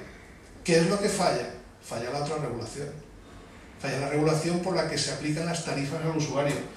¿Y por qué falla? Pues porque yo creo que hay un desconocimiento general en la gente, incluso pensando en gente que tiene buena voluntad. Voy a citar a alguien que seguro que os suena, que es un señor que se llama Guy de Liébana, que es un economista que sale mucho en televisión. Y entonces sale hablando de renovables y yo he capturado esta pantalla de uno de esos vídeos. Y entonces dice, el aumento de los costes de la energía y tal tiene mucho que ver con las energías renovables. Y pone primas a las renovables. Y pone subvenciones a las renovables, 20% de incremento de esa tarifa. Pero luego leo y digo, primas a las renovables. Y pone aquí carbón, ciclos combinados. Esto no es renovable. Sin embargo, pone primas a las renovables. Claro, es un tipo muy conocido, sale en televisión, dice esto y la gente no lee lo que pone aquí. Pero lo que dice contradice lo que le está hablando. Y el concepto que se le queda a la gente es que las renovables son las culpables de todo. Pues no, con el sistema actual no solamente no es cierto, sino que además es que las renovables, como entran a coste cero cuando yo tengo este sistema, porque la renovable, cuando hay un sistema eólico, le preguntan al que tiene la propiedad de ese sistema eólico, ¿cuánto quieres cobrar mañana por la producción y cuánto vas a producir? Pues mira, a tal hora puedo producir tanto, tal, porque con los datos meteorológicos ha buscado y tiene la curva de producción. ¿Y cuánto quieres cobrarlo? No, a lo que me pagues. Empezamos en cero y lo que me pagues. El problema del sistema es que eso va entrando con escalones y entonces la primera, nuclear, coste cero, eólica, coste cero, fotovoltaica, coste cero, pero luego llegan las térmicas, no, yo quiero por lo menos 6 céntimos, vale, pues yo te apunto. Entonces se pone una gradación de precios progresiva y el operador del sistema va dando entrada a las centrales que cuestan menos, de forma progresiva. Pero luego cuando se produce el pago a todas les pagan igual. Y les pagan lo que se ha pagado a la última que ha entrado. Claro, es un problema, porque eso es muy fácil de manipular. Yo sé cuánto se va a consumir más o menos mañana porque tengo todos los datos meteorológicos, sé si hay partido de fútbol o no, que eso influye en el consumo, sé las pautas, sé si es invierno o es verano, si hay calefacción o aire acondicionado, y entonces en determinado momento digo, pues oye, vamos a ver cómo lo arreglamos, porque yo puedo hacer que la última que entre incluso a 16 céntimos. Y entonces todos cobran a 16 céntimos. Y entonces se produce un déficit de tarifa, lógicamente, porque entre los 16 céntimos que la legislación actual dice que hay que pagar a todos los que han aportado energía y lo que a nivel mayorista se les va a pagar, hay una diferencia. ¿Pero eso es real? No, es fruto de una legislación. Y esto tenemos que tenerlo claro. Y desde ese punto de vista hay que buscar un poco antecedentes para saber cómo se ha de modificar eso. Yo creo que los antecedentes están fundamentalmente en el Real Decreto 54 del 97. Llega a andar al poder y entonces dice cosas como esta en la antesala de la legislación que creó todo este sistema. Dice que el sector eléctrico es básico, que hay que garantizar el suministro y que ese suministro sea al menor precio posible, completamente de acuerdo. Dice que además debe ser de la mejor calidad y con protección del medio ambiente, completamente de acuerdo también. Hasta ahí estamos, que nos vamos a hacer del PP todos, casi ya. Pero luego empieza a decir otras cosas. Dice, sin embargo, este gobierno, que es el de Aznar, insisto, se asienta en esta ley en el convencimiento de que el suministro eléctrico y su calidad y su coste no requiere intervención del Estado, excepto la de una regulación mínima. Ahí ya no estamos de acuerdo. Porque lo que hemos visto desde el 97 hasta aquí es que eso ha supuesto un encarecimiento enorme de la energía, un déficit de tarifa y una serie de cosas que están descontroladas. Y luego dice además, no se considera que el Estado se reserve para sí ningún ejercicio en estas actividades de suministro eléctrico y así se abandona la noción de servicio público. Error garrafal. Es un servicio público porque tenemos una dependencia enorme de todo lo que es el consumo eléctrico y además no podemos hacerlo de otra manera porque todos los aparatos de nuestra casa, todos los equipos tienen consumo eléctrico. Por tanto, sí que debe ser considerado como un servicio público y debe tener unas regulaciones que sean sensatas, pero que, sin perjudicar todo lo que sea ese tejido industrial, no perjudiquen o no vayan en contra de los ciudadanos, que ellos, desde mi punto de vista, es lo que está ocurriendo en la actualidad. Y procede todo de ahí. Luego las regulaciones sucesivas han hecho hincapié en cosas adicionales, pero aquí está el punto del problema. Porque antes de esto, por ejemplo, era obligatorio que las centrales supiésemos el coste que tenían. Y si hay una central térmica en Castellón, se publicaba en el Boletín Oficial del Estado cuál era el coste de generación. Y fijaos que eso también es manipulable, porque pueden poner, no, es que nos hemos comprado un cuadro de Picasso porque queremos tenerlo ahí en la entrada. Y lo ponen como coste de generación. Es decir, que aún así podría haber excesos. Pero por lo menos sabemos cuál es el coste de generación. Si sabemos cuál es el coste de generación, dado que todos tenemos que pasar por esa producción eléctrica, también podemos saber cuál es el precio razonable de venta para que, obteniendo beneficios, no tengamos estos precios que estamos pagando en la actualidad y todos estos excesos. Yo creo que en ese sentido lo que hay que pedir es que estas leyes se modifiquen y se vuelva a un sistema más sensato en donde todo el sistema eléctrico se considere un servicio público, sin ninguna duda, y además tenga regulaciones que vayan en el sentido de muchas de las cosas que se están diciendo constantemente pero que no se regulan. Y es que esas carencias energéticas de gente que está sin trabajo, que está con problemas de dinero y demás, se solventen. Yo como ciudadano no tengo ningún problema en que haya un suministro mínimo garantizado para todo el que no tenga recursos. Y eso lo asumimos todos los demás a través de impuestos o a través de recibo de la luz o como queramos. Pero no se puede hacer con la legislación actual porque queda, digamos, a la libre voluntad de las empresas eléctricas y demás. No, perdona, es que es un servicio público. Y como servicio público debe garantizar unos mínimos. Pero para eso hay que cambiar radicalmente la legislación que hay en la actualidad. Como ya debo llevar bastante tiempo, pues lo dejo aquí y os dejo, si queréis decir alguna cosa, preguntar para que hablemos de lo que hemos dicho.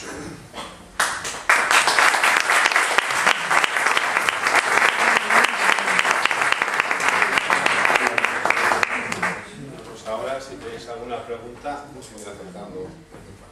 Sí. Hola, buenas tardes. Bueno, pues el tema. La generación de electricidad está en manos de las mismas empresas, me explico. Las mismas empresas controlan nuclear, eólica, fotovoltaica o de ciclo combinado, que es la más cara.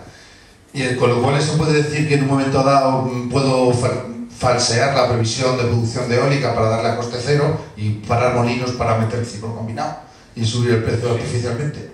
Claro, no está todo en manos de las mismas empresas eléctricas, pero una buena parte sí. Y efectivamente, en finales del año pasado, hasta el propio ministro, hasta el propio gobierno, dijo que se habían falseado los datos en todo el conjunto de lo que eran las subastas y demás para hacer que subiese el precio de la energía. Sí, es que el sistema que han inventado es un sistema que, frente a lo que estábamos diciendo, que el sistema eléctrico español es muy robusto, ese tiene todas las debilidades posibles, porque permite no solamente el parar molinos, permite, por ejemplo, detener un par de nucleares. Tú detienes un par de nucleares y son 2 gigavatios adicionales que tienen que salir del último más caro que haya aportado. Y entonces hay días que dices, ¿y por qué? Días, meses, vamos, que dices, ¿por qué hay para dar 2 nucleares? ¿Y por qué se han mantenido para dar 2 meses? No lo sé. Porque como además es bastante opaco todo esto, pues al final no hay una información directa que digas, no, es que ha pasado esto, porque a lo mejor luego va a ir a cierto, han tenido un problema y han tenido que pararlas, pero ya estamos generando incluso dudas de decir, cada vez que hay una cosa de este estilo sospechamos que es para incrementar el precio. Entonces es un sistema que es muy débil, el que tienen en este momento, y muy fácil de manipular, y hay que cambiarlo necesariamente. ¿Hay regulación en absoluto? No, sí, hay una regulación, está perfectamente regulado, pero es que esa regulación es tan débil de cara a la posibilidad de manipulaciones que no tenemos nada que hacer, porque además no podemos saber realmente si ha ocurrido una cosa u otra. Porque te pueden decir, no, es que hemos dejado esos molinos que hemos parado 200 molinos, pero están en mantenimiento. ¿Y tú cómo lo discutes? No, es que la central nuclear tuvo un pequeño fallo y antes de que hubiese un escape o hubiese un problema mayor, la hemos detenido. Y dices, ah, pues gracias. Entonces, claro, es difícil el poder sacar realmente una información que sea cierta, y cuando es cierta incluso nos deja con dudas. Porque ya se ha generado tal nivel de dudas sobre la forma en que está estructurado que al final ya no nos creemos nada. Y eso es un problema. Yo, cuando la central de Cofrentes, y en cada una de las conferencias siempre pregunto en este tema si se ha previsto lo que va a suponer el cierre de una central nuclear. Sí, está previsto. ¿Sí? En una parte sí, además tenemos ya algunas que se han desmantelado y que sabemos los costes en general, las de 1 gigavatio, pero yo esto lo cogería siempre con pinzas porque tampoco sé qué parte del coste va a ser real y cuál va a ser asumido luego pues desde nuestros impuestos y demás. En principio lo estamos pagando ya en el recibo de la luz, ese coste. Y por ejemplo una central como la de Cofrentes pues puede ser que cueste en torno a 1.000 millones de euros desmantelarla. Sin pensar luego en la gestión de los residuos que queden y demás, todo eso aparte, solo desmantelarla porque hay que eliminar todos los elementos, llevarlos a un lugar seguro porque están contaminados y demás. Lo otro es más difícil, hay datos confusos y hay algunas cosas que son realmente sorprendentes, porque claro, algunos residuos de los que producen las centrales nucleares sabéis que tienen una vida de 30.000 años. Claro, ¿cuánto cuesta tener algo almacenado 30.000 años? Pues no se sabe. Pero es que las previsiones, por ejemplo, de Areva, que es la empresa que gestiona las nucleares francesas, son tremendas. Hay documentales que podéis encontrar por internet que son impresionantes. Porque dicen, no, vamos a tener aquí a 500 metros de profundidad una instalación en donde vamos a meter todo el material que tenga contaminación radiactiva, lo vamos a dejar, durante 100 años vamos a estar controlándolo, luego lo vamos a sellar, lo vamos a tener más o menos vigilado otros 100 años y luego ya lo cerramos definitivamente y que se quede a 500 metros de profundidad el resto de la eternidad. Y entonces te quedas ahí y dices, no puede ser cierto. Claro, es que si tienes que tener vigilancia durante 30.000 años, eso supone unos costes inasumibles. ¿Vale? Pero claro, la previsión que tienen es esa exactamente, zonas poco pobladas y dejar más o menos sellado las zonas, pero si al final entraban los antiguos egipcios a las pirámides con su historia y eso que tenían todo protegido para que no le robasen al faraón el tesoro y lo robaban, pues la gente al final también entrará, o puede haber, dentro de 1000 años puede haber un terremoto y que aquello se abra. Es que no sabemos lo que va a ocurrir, realmente hay que tener una vigilancia mayor. Pero en este momento un poco las previsiones van por ese camino. En lo que yo he visto, ya digo, estos son documentales. Sí, sí. Y otra de las cuestiones ya más bien es lo que pienso y lo voy a transmitir. Yo pienso que los accionistas de estas empresas de referencia, a los grandes accionistas, lo que hay es que expropiarlos, porque son una banda de sinvergüenza. Porque hay una cosa que tengo muy clara, la gente en estos momentos no puede pagar el recibo de la luz. Sí, sí, estamos de acuerdo en que no lo puede pagar la gente. O sea, que toda esta gente mayoritaria El problema es que no es lo que queramos, porque tenemos unas legislaciones europeas en donde podemos hacer determinadas cosas, pero luego habría una reclamación judicial, otra, y al final acabaríamos pagándolo. Yo entiendo lo que dices y comparto en buena medida lo que dices. El problema es que luego me sitúo en una posición práctica y digo, si hacemos eso, aparte de juicios inacabables, líos monumentales y tal, lo acabaremos pagando igual. Entonces pienso que hay que actuar dentro de lo razonable y lo que hay que intentar es ir empujando para que las legislaciones cambien, para que todo sea más transparente, para que no haya posibilidades de manipulación en el sector eléctrico y para que si sabemos que hay determinadas tecnologías que nos convienen, como puede ser la eólica o la fotovoltaica, porque España está en una zona privilegiada para eso, pues empujemos a que vayamos más hacia eso. Si tenemos que construir centrales de elevación de agua para tener un sistema más robusto en ese sentido, que lo hagamos, etc. Yo pienso eso. Ahora, si luego el 100% de la población, o digamos el 95% estamos de acuerdo, pues yo estaría encantado, no voy a discutir eso, pero pienso que primero eso es luego muy fácil que te lo rebatan en la prensa. Piensa que no solamente son las grandes empresas, es todo el sistema, digamos, de publicidad que tienen alrededor, de control de medios de comunicación, etc. He dicho a los grandes accionistas, sí. a los de referencia, a los que se llevan la paluja. Pero es que son también los mismos que son los propietarios de los grandes periódicos, de las televisiones, de tal, y al final, bueno, yo pienso que hay que entrar dentro de lo razonable. Sí. Oye, mira, me voy a remontar a un año, da igual, un año y medio, un año y pico. Si no recuerdo mal, hubo de la noche a la mañana una propuesta de subida de la energía, de la luz, del recibo. En agosto del año pasado. Del 36, si no me acuerdo mal, del 36 o 37%. Era una barbaridad. No, tanto no era. Eso ¿No? es lo que tengo aquí, no. Está mi recibo, es lo que os he puesto antes. Te lo digo porque quiero recordar que incluso el ministro dijo que eso era una barbaridad y lo dejó, esa subida, me acuerdo que fue alrededor del 12 o 13%. No sé si estás refiriéndote a final de año, estás hablando del mercado mayorista. Estás hablando del mercado mayorista y la suspensión de las subastas que hubo a final de año. Sí, pero es que casualmente, vamos, creo recordar que las 2 o 3 últimas subidas han sido del 11-12%. No, mira, lo tienes aquí, si es lo que os he puesto. Este es mi recibo de precio de la energía.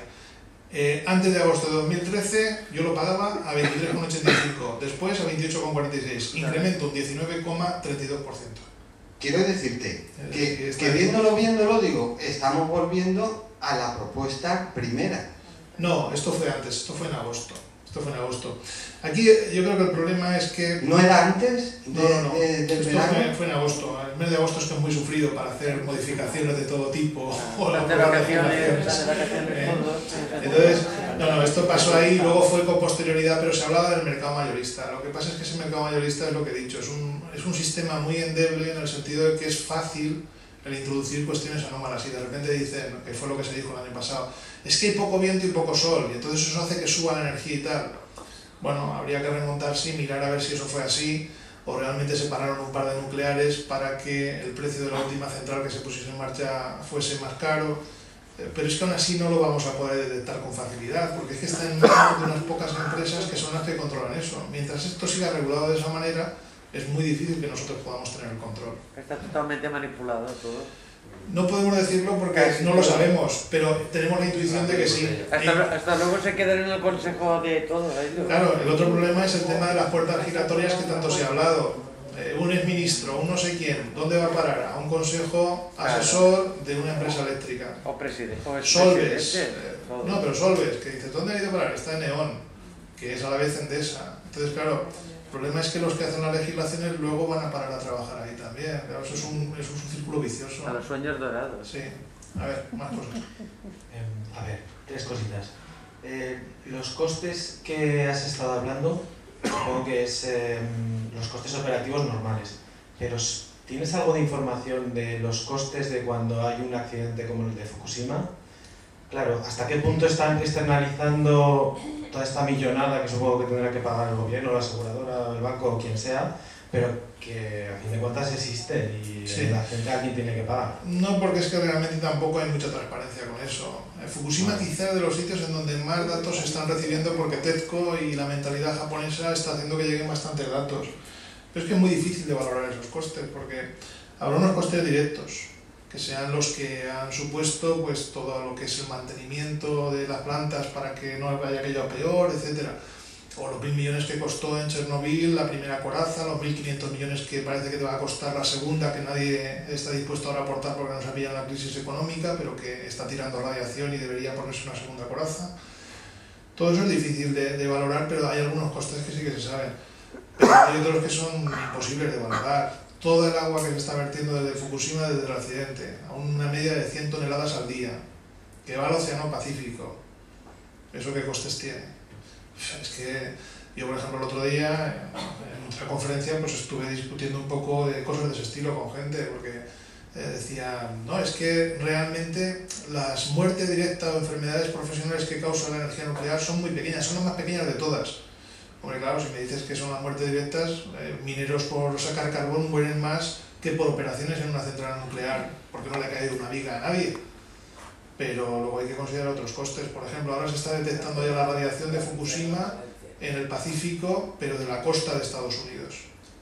Es decir, todo el Pacífico está contaminado con radiación. ¿A qué nivel? No lo sabemos.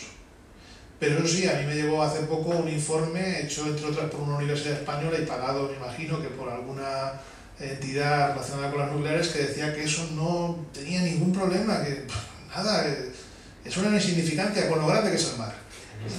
Claro, sí, pero luego hay un informe de la Organización Mundial de la Salud que dice que el pez que coja un elemento radiactivo que, por la circunstancia que sea, se introduzca en su cuerpo, que sea pescado y que nos lo comamos nosotros, ese elemento nos proporciona a nosotros la posibilidad de que tengamos una contaminación radiactiva mínima, pero si tenemos un cáncer nos da igual que la estadística diga que sea mínima o máxima, al que le toca no ha fastidiado. Y eso es muy difícil de valorar. Yo, por ejemplo, hace no demasiado en la propia universidad me indigné mucho con el director de la central nuclear de Cofrentes, que fue a dar una conferencia y decía que en Chernobyl habían muerto 49 personas. Y pero ¿cómo se atreve a decir una cosa así? Pues la gente aplaudió. Porque la gente quiere oír eso. La gente, por desgracia, quiere escuchar que las nucleares es la salida a todos nuestros problemas. Y cuando le dicen, no, mira, esos 49 serían de los primeros días, de los que entraron así a saco sin protección de ningún tipo y murieron en una semana. Pero es que, ¿cuánto hubo? 20.000 abortos con deformaciones que fueron provocados, porque es que otra cosa no tendría la Unión Soviética, pero lo documentaban todo. Y todos esos archivos luego han pasado a ser de dominio público. ¿Cuánta gente ha muerto? 100.000, 200.000, si es que no se sabe bien, pero han muerto miles y miles de personas. Entonces, claro, el problema es que tenemos la posibilidad de hacer una conferencia pequeña como esta frente a la cantidad de posibilidades de difusión que tiene toda la industria nuclear en todo el mundo. Y la gente quiere creer que la salida es mediante centrales nucleares. Ahora mismo se acaba de aprobar que en Inglaterra, en Gran Bretaña, se va a montar esta central nuclear que os decía, 19.000 millones de euros. Dicen, no, el Estado no pone nada, inversión privada. No, perdona, pero es que les está dando 11 céntimos por cada kilovatio hora que generen durante 35 años. Es decir, de los impuestos de los británicos van a salir 11 céntimos por kilovatio hora. Joder, pues no debe ser tan barato cuando les das esa cantidad de dinero. Y sin embargo la gente está dispuesta a aceptarlo como bueno. Ante eso, pues hay que seguir haciendo el esfuerzo por decirle a la gente, cuidado, que los datos no son exactamente así. Relacionado con lo que has dicho de los costes, es que yo alucino un poco, de que no haya ningún tipo de regulación. No, regulación sí que hay. Sí, regulación sí que hay. A su favor. No, pero aunque sea una figura de paja, existe en las administraciones, yo qué sé, en algún ayuntamiento existe el interventor, que le llaman, puesto por el Estado que hará lo que haga, la risa. ¿Cuál es la figura aquí legal o directamente ni existe que estaría encargada de auditar, vigilar esta subasta? Siempre el ministerio es el que está encargado y Red Eléctrica es el que lo administra todos los días. Pero hay un cuerpo, ¿cómo decirlo?, un poco más independiente, en plan... teóricamente la eléctrica debería ser independiente. Otra cosa es que si no detectan nada anómalo, que es muy difícil el poder demostrarlo, puedan tomar ninguna iniciativa. Pero por eso digo que la única posibilidad desde mi punto de vista es que se tome en serio el cambiar la legislación y volvamos a una legislación en la que se diga cuál es el coste de la energía para todas las centrales, para una central nuclear y para una central eólica. Y entonces en función de eso establezcamos unos precios razonables y se cree una situación que no sea la que hay ahora. Y además incluso que podemos esa legislación hacerla razonable. Oye, si compras un Picasso para tenerlo en la central nuclear de Cofrentes, no forma parte de los gastos de producción eléctrica. Eso lo sacas de tus beneficios o de donde quieras, pero no lo incluyas en la producción. Nos conformamos con que incluyas chofer, coche oficial y cosas de ese estilo. ¿Vale? Entonces, sí que se puede hacer bien. Ahora, ¿hay voluntad de que se haga así? Yo, en lo que hay ahora en los partidos que gobiernan, no lo veo.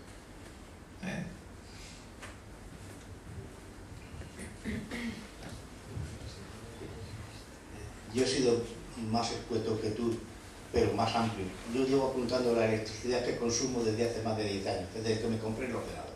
Y fue tan simple como todo el coste del recibo en euros dividido por los kilovatios. Sí, sí. Y si hago de hace 5 años, por poner una fecha, 2009 más o menos, me salía a 0,19, 0,20, ahora me está saliendo casi a 0,32 y pico. O sea, en 5 años pago el 50% más por kilovatio hora, el 50%. Eso yo, que consumo una media de 4.000 y pico kilovatios al año. Sí, sí. No soy de... Es así, es así. Tú has expuesto que en un mes 19, no, yo te digo que en 5 años el 50% de lo que sale del bolsillo de Juan Español. Era concretar eso por una anécdota. Bueno, lo primero felicitarte por la presentación, porque nos tienes a todos aquí embobados con la cantidad de datos que has dado tan espectaculares. 3 preguntas. La primera es la distribución, el cableado es del Estado, es de las propias empresas, ¿qué tipo de...? En principio eso es Red Eléctrica Española, pero también hay parte que es de las empresas, eso está mezclado. Hay unos peajes, hay unos costes para cuando se utiliza por un lado, se utiliza para otros, eso está todo regulado. ¿Hay algún país que tenga, del entorno nuestro, que tenga una legislación que deberíamos imitar para evitar esto? No, yo creo que hemos imitado la legislación de otros países y hemos seguido las directrices europeas, que es el error. Porque todo esto en gran medida procede de directrices europeas. De hecho, las últimas modificaciones de legislación eléctrica todas empiezan de la misma manera. De acuerdo con la normativa europea de no sé cuántos, con la directriz de no sé qué más, con la tal de medio ambiente. Y dices, sí, estupendo, todo el preámbulo es maravilloso, pero luego lo que has hecho de legislación contradice todas esas referencias. Entonces sí que hay, digamos, en nuestro entorno otros países que tienen legislaciones diferentes, pero hemos hecho básicamente cosas parecidas a lo que encontramos. Por lo tanto, va a ser muy complicado cambiarlo. No, porque tenemos la libertad de legislar, es decir, que si esa normativa dice, por ejemplo, normativa europea, hay que potenciar la protección del medio ambiente y que las formas de producción sean lo más respetuosas, se emitan la menor cantidad de CO2 y tal. Por ejemplo, lo habréis visto en prensa que hemos sido penalizados por la Unión Europea porque emitimos más CO2 de la cuota que tenemos asignada. Luego es que encima, por estar produciendo con carbón y con gas y demás, encima nos cuesta dinero todos los años, porque producimos en exceso. Precisamente en 2013, como se produjo mucho con renovables, sea a lo mejor de los años en donde no hemos tenido esa penalización. Entonces, claro, el problema es que si cogemos realmente la normativa o las directrices europeas y las aplicamos, la legislación que podemos crear es muy favorable, pero hay que tener la decisión política de hacerlo. Y para eso hay que enfrentarse a las compañías eléctricas que luego amenazan. Acordaos que no hace demasiado tiempo el presidente Iberdrola decía que iba a dejar de invertir en España, que se iba a ir fuera, que no sé cuántas cosas más, y bueno, amenazó de forma muy seria y tal. Hoy mismo, sin embargo, el de Endesa dice que apuesta por España a toda costa en la reunión de accionistas y tal. Es decir, va a haber oposición. Alguien que está acostumbrado a ganar un sector que gana 6.000 millones de euros al año no que factura, sino que gana ya limpios, no va a tener muchas ganas de ganar 2.000, La última, tu opinión sobre lo del Castor, ¿cómo influye? Bueno, lo de Castor es fruto también de una equivocación que se más o menos pactó en 2002. En 2002 las previsiones que había de consumo eléctrico en España era de que iba a subir, que iba a subir, que iba a subir. Entonces se firmaron acuerdos con Argelia por los cuales teníamos que comprar unas cantidades de gas natural enormes. Pero la realidad ha sido que esas previsiones no se han cumplido y sobre todo que a partir de 2007 con la crisis económica hemos ido disminuyendo el consumo eléctrico. Entonces en este momento nos sobra gas. No producimos gas, pero nos sobra. Y ya tenemos todo lleno, vendemos gas incluso de esos excedentes fuera de España y ya no sabemos dónde ponerlo. Entonces eso ha sido otra equivocación de las que se han cometido, en concreto ya digo, en la parte esta, cuando estaba Rato precisamente en el Ministerio, y se firmaron unos acuerdos que obligan al Estado a ser el garante de esos acuerdos. Claro, el problema es qué hacemos con el gas, porque no hay sitio donde almacenarlo, y no pasa como con esto que decía yo del Eparagua, que podemos seguir haciendo centrales, hay que meterlo en algún sitio. En Castor no se calcularon bien las consecuencias a nivel de tipo sísmico, y en este momento ¿quién paga los desperfectos? Porque claro, es una empresa privada que hace un determinado tipo de obra porque confía en que de acuerdo con las previsiones va a tener unos ingresos y no sé cuántos, pero en este momento hay por ahí perdidos, no sé si eran 1.800 millones de euros en pérdidas, y no va a tener los ingresos que preveía. ¿Quién los paga? Porque aquí también podríamos decir, oye, tendrías que haber hecho un estudio mejor de tipo sísmico antes de ponerte a meter ahí, pero ellos dicen, lo hicimos, y además estaba supervisado por el Ministerio, por tanto que pague el gobierno, que al final somos nosotros. Entonces, es el fruto, desde mi punto de vista, de una mala planificación y de que las empresas eléctricas siguen teniendo mucho poder. Vamos a ver, si yo tengo una zapatería y me equivoco al comprar la cantidad de zapatos que tengo que comprar, no viene el Estado a decirme te lo pago yo el excedente. Bueno, pues se han equivocado, ¿y qué pasa? ¿Que les cuesta 3.000 millones de euros al año de tener menos beneficios? Pues que los asuman, como todo el que tiene un negocio. Pero claro, si tienes ahí como consejeros a un centenar de exministros y expresidentes, pues es muy difícil. Oye, habla con tus amigos y que nos hagan un apaño. Y claro, ese es el problema que estamos sufriendo. Vaya. A ver, yo quería es que yo he oído en algunos sitios que uno de los problemas de la industria española es que los costes de energía que tienen son mayores que los costes que comparativamente tienen otros países del entorno competitivo. Aquí se está haciendo una política de reducción de salarios, pero quería saber si también había una política de reducción del coste energético para las industrias, ya no me refiero ahora solo a nosotros como ciudadanos.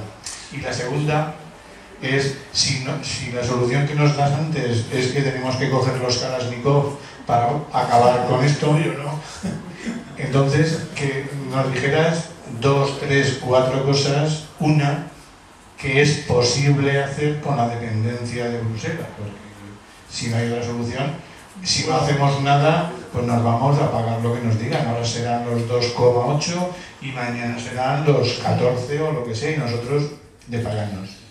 Bueno, lo primero, las empresas yo creo que no pagan unos costes de energía tan altos, porque de hecho ha subido mucho lo que pagamos nosotros como particulares, pero si luego oyes al ministro Soria dice que ha bajado el coste de energía y utiliza las estadísticas nacionales conjuntas.